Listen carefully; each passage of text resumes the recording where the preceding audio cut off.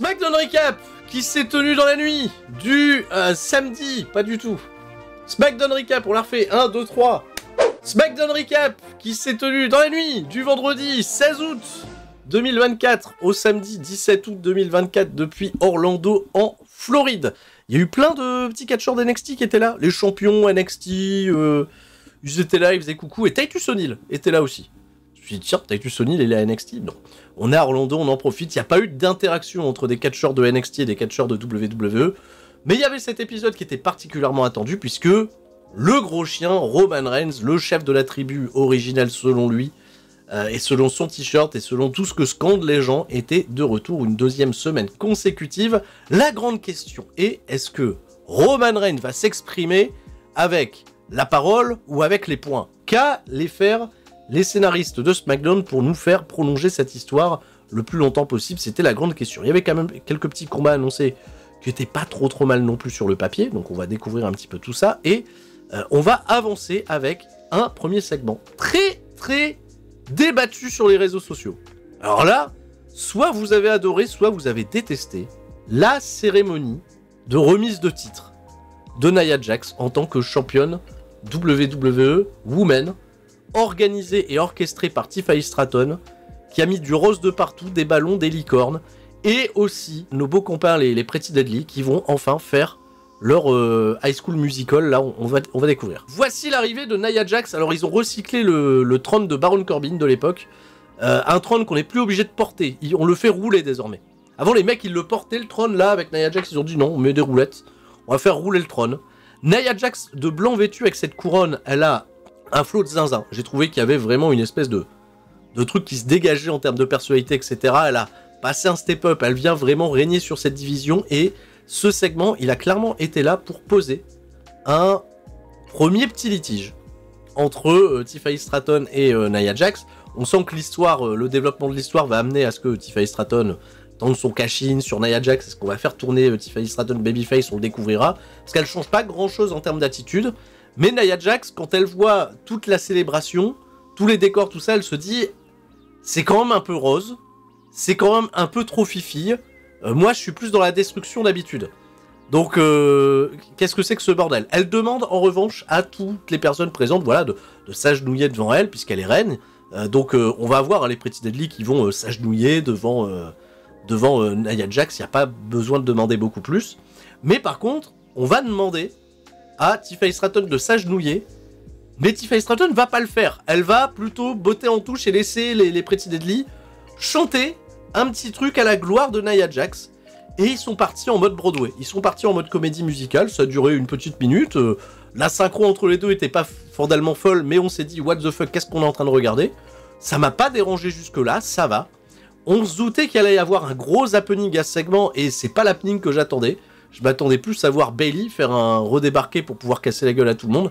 Et bah pas du tout. C'est Mia Yim, en streetwear, mais plutôt stylax, qui vient casser la gueule à tout le monde et faire fuir Nia Jax. Elle lui a mis des coups de kendo stick. Elle s'est débarrassée des Pretty Deadly.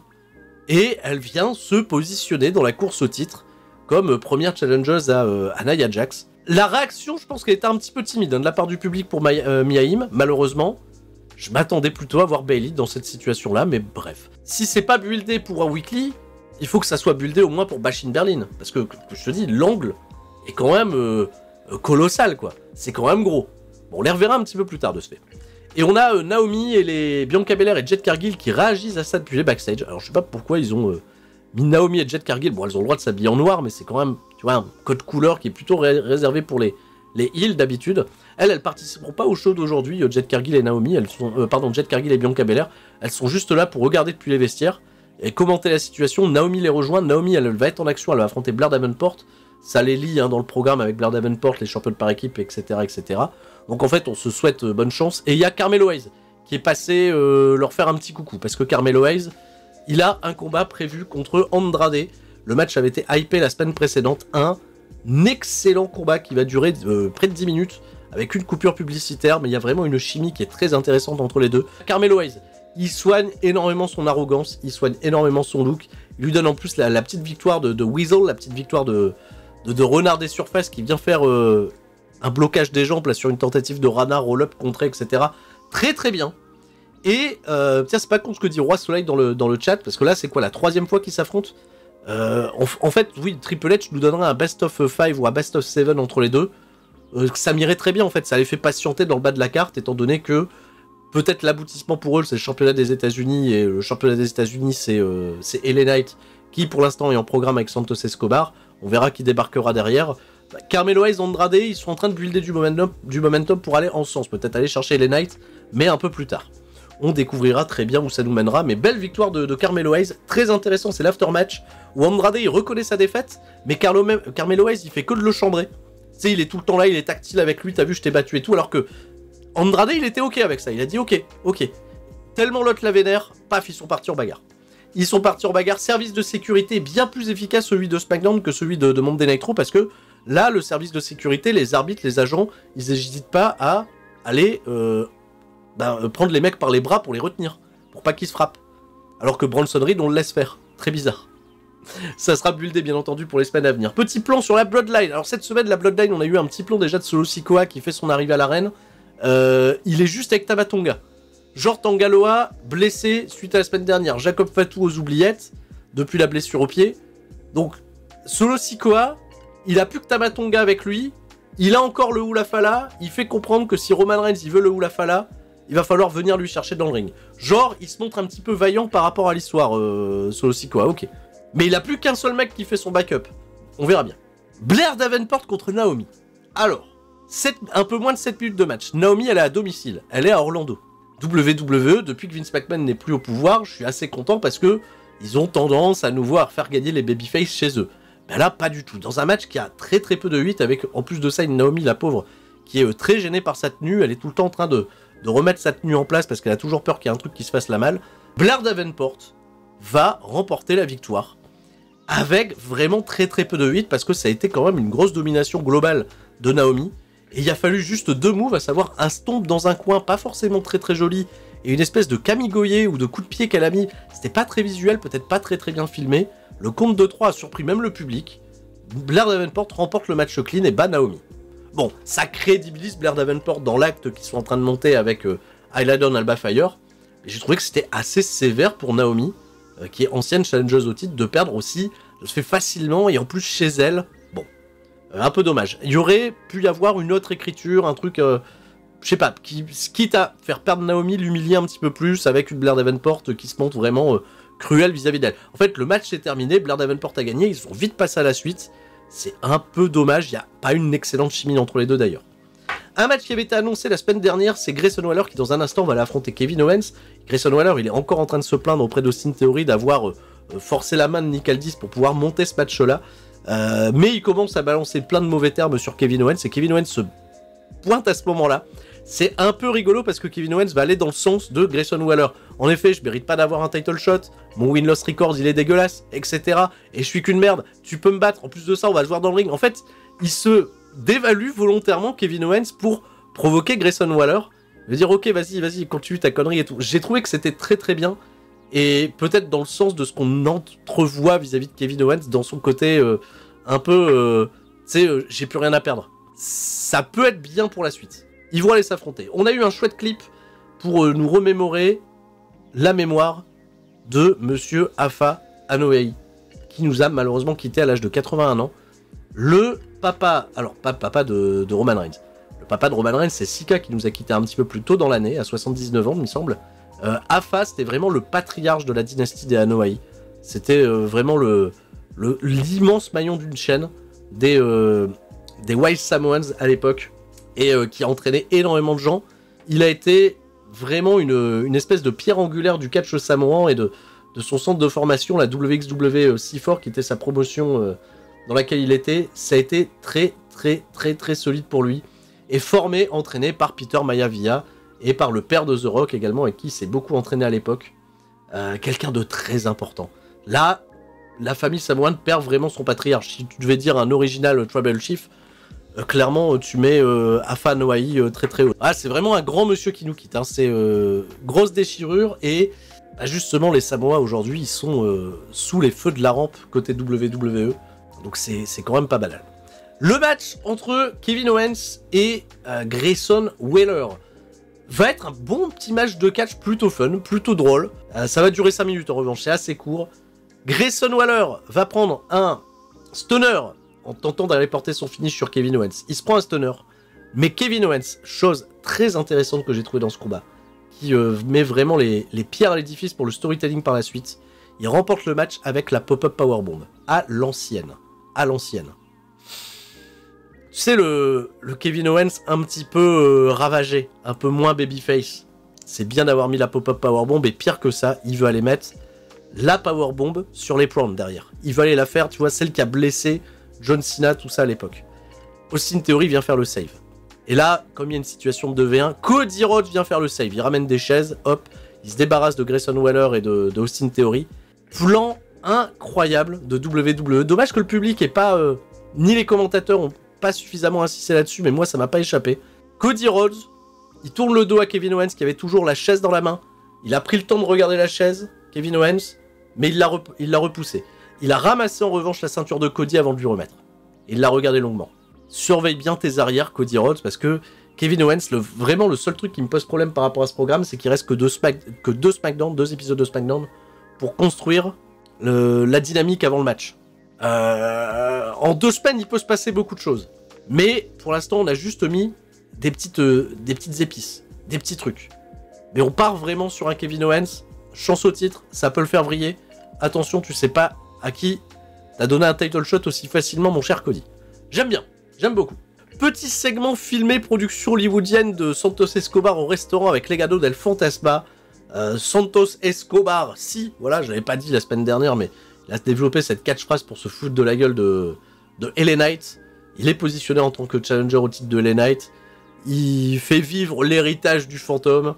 Il demande justement à Angel Garza ou Humberto Carrillo de rester bien dans le rang, on va dire. Voilà. Segment qui est là, qui est très très bien produit, qui pose plus le contexte de qui est Santos Escobar, une espèce d'aristocrate arrogant mexicain, comme on l'a déjà vu à l'époque à la WWE. C'est le genre de production dans laquelle il peut crever l'écran, un peu présenté comme une menace. Derrière, LA Knight, de ce fait, ils n'ont pas eu de confrontation directe. LA Knight, lui, il est venu au ring. Enfin, même pas, il est venu sur la rampe d'entrée. Ils ont juste mis sa musique d'entrée pop incroyable. C'est vrai qu'il a un nouveau thème qui est un petit peu plus dynamique que le précédent, mais qui garde à peu près la même base. Grosse réaction de la part du public, et juste une promo pour dire à Santos Escobar, fais gaffe à ton cul, je viens de chercher, ni plus ni moins. On lui a donné, hop, clac, t'as 3 minutes, fais ton truc, entrée, pop, je repars, Factor Star. Et LA Knight, easy shit cette semaine. Chouette programme pour lui. Mia Yim, elle est félicitée par Chelsea Green et Piper Niven, parce que elles ont un problème avec Tiffany Stratton. Elle a pris ses opportunités, tout ça, et elle fait encore mieux. Michin, elle dit à Chelsea Green, bah vous savez quoi, j'ai même un title shot, ça m'a été confirmé par Nick Aldis. Et de ce fait, Chelsea Green, elle est dégoûtée, elle rentre dans le bureau de Nick Aldis. Comment ça, elle a un title shot? Comment ça, elle s'est créé ses opportunités alors que moi, je demande, j'ai jamais rien? Et le temps que Mia Yim, elle ait le dos tourné, Nia Jax est venue l'attaquer. Nick Aldis, il est sorti du bureau venir les séparer. Donc c'est le bordel. Michin Mia Yim, elle est automatiquement challengeuse au titre de Nia Jax, ça a été officialisé, juste parce qu'elle a attaqué quelqu'un dans le dos. Bah, que ça soit un heel, que ça soit un face, WWE, des fois on n'y va pas par 4 chemins. C'est pas sur son win-loss record, hein, Michin Mia Yim, qu'elle est aspirante au titre. Quant à la storyline en parallèle avec Kevin Owens, où le win-loss record, il a beaucoup été évoqué, là, Michin, le win-loss record, on repassera. On a eu un excellent match par équipe pour déterminer les aspirants numéro 1 au championnat WWE Tag. Les Street Profits vont venir à bout de DIY dans ce combat de 15 minutes 28 que j'ai trouvé assez exceptionnel, avec du gros suspense, avec des grosses nirfolus. Ça va pas aider particulièrement, je trouve, DIY, parce que c'est une défaite encore une fois hyper importante, et leur règne de champion a plus été, je pense, perçu comme une récompense et une transition avant de donner les titres aux opérateurs de la Bloodline. Les Street Profits vont avoir leur opportunité pour probablement perdre, mais ça a montré du cœur, ça a montré du bon match par équipe. C'est vrai qu'on a eu 2 excellents matchs de catch cette semaine, entre les Street Profits contre DIY et Carmelo Hayes contre Andrade. Ce qui a, pour ma part, aidé à une meilleure appréciation de ce SmackDown. Vraiment un bon match par équipe, le bon drama, le bon suspense. Tout me va très très bien dans ce combat. J'avais totalement oublié la présence, je vois Bifab là aux abords du ring. Je crois que les commentateurs ont assisté en disant que depuis que les Street Profits sont avec Bifab, ils sont inarrêtables. Mais en fait, je sais pas ce qu'elle a apporté concrètement sur le match, à part avoir dit allez-y, c'est bien, battez-vous. Ok. Par contre, Bobby Lashley, c'est... Tiens, j'en profite, je fais la petite aparté. Bobby Lashley, c'est out. Fin de contrat à la WWE, apparemment, il est sorti des effectifs. Fin de contrat, il devrait donc... Enfin, il peut rejoindre n'importe quelle compagnie dès aujourd'hui. Il est pas soumis à une clause de 90 jours. Il peut faire exactement ce qu'il veut quand il le veut, puisqu'il n'a pas été licencié. C'est son contrat qui n'a pas été reconduit. MVP a d'ailleurs déposé la marque Earth Syndicate. Il va peut-être recréer quelque chose. On ne sait pas avec qui et comment. Alors, la semaine prochaine, LA Knight, yeah, contre Santos Escobar pour le championnat des États-Unis. C'est pas construit pour un pay-per-view, c'est pour le weekly de la semaine prochaine. On verra bien. Six Women Tag Team Match, on s'était un petit peu anticipé. Hein. Naomi, Bianca Belair et Jet Cargill contre les championnes par équipe et Blair Davenport. Si les championnes par équipe sont toujours championnes par équipe parce qu'elles doivent défendre leur titre d'abord à Monday Night Raw la semaine prochaine. Le dernier segment de la soirée, Solo Sikoa, il a dit à Tama Tonga qu'on va aller au ring et on va appeler Roman Reigns. Et il appelle Roman Reigns à lui dire si tu veux le Hula Fala, si tu veux mon collier, viens me le chercher. Je suis prêt à te faire face. Si t'es vraiment le chef tribal que tu penses être, eh bien viens récupérer ce qui t'appartient. C'est vrai qu'il y a cette bagarre pour le collier. Si un peu qu'il a dit j'arrête de me battre pour un bracelet, on laisse la bagarre pour les accessoires du côté de SmackDown désormais. Arrivée de Roman Reigns, le thème d'entrée, le moment, les doigts sont levés, les téléphones sont sortis. C'est un moment toujours aussi marquant. Grosse aura de star pour Roman Reigns. Il y a Solo Sikoa qui est quand même très sport, très fair play, qui remet le collier à Tama Tonga et dit à Tama Tonga va m'attendre sur le côté. Je lui règle son compte à celui-là. Il règle rien du tout. Pour le coup, il a rien réglé du tout, Solo Sikoa. Roman Reigns, il a pris le dessus, easy shit. Tama Tonga est venu un petit peu attaquer aussi. Tama Tonga, il est venu calmer Roman Reigns. Mais ça n'a pas duré longtemps. Roman Reigns, hop, il a sorti les trademarks, il s'est débarrassé de tout le monde. Et quand Roman Reigns a été chercher son précieux, il a été chercher le Hula Fala, il y avait la ceinture qui était posée au-dessus, il a dit la ceinture bat les couilles. La ceinture de champion par équipe, je m'en fous, je veux le Hula Fala. Et il l'a mis autour du cou. Il y a eu une espèce de ouf de soulagement, les gens étaient contents, ça y est, ils vont arrêter de nous prendre le mou avec leur collier là, probablement. Bon, mais il l'a pas gardé longtemps, parce que cette petite seconde de déconcentration pour Roman Reigns a amené une attaque qu'on n'attendait pas, un retour qu'on n'attendait pas. Et non, ce n'est pas Hikuleo qui débarque, et non, c'est pas je ne sais quel Samoan de la lignée qu'on nous a épargné, c'est bien Jacob Fatu, avec toujours son attelle sur le pied. Hein. L'attelle, elle est sur le pied, mais ça l'a pas empêché de bouger comme un cruiserweight. Hein. Il s'en foutait royal, il a pas vendu le pied, il a défoncé Roman Reigns. Jacob Fatu, il a été buildé très fort, et bah ça paye encore une fois maintenant, puisque Roman Reigns va se prendre une déferlante de Jacob Fatu, qui va réussir à remettre Roman Reigns 6 pieds sous terre, et on va aller porter la powerbomb du Shield de la A3 sur Roman Reigns à travers la table des commentateurs avant de terminer l'épisode en posant autour de la carcasse de Roman Reigns. Est-ce qu'on va justifier une blessure pour Roman Reigns pour quelques semaines?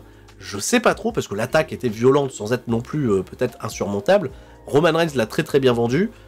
On a donné une victoire à Roman Reigns la semaine dernière, on en donne une cette semaine à Solo Sikoa, qui est reparti de ce avec le Hula Fala, mais c'est encore une fois Jacob Fatu, le Samoan Werewolf, qui est buildé très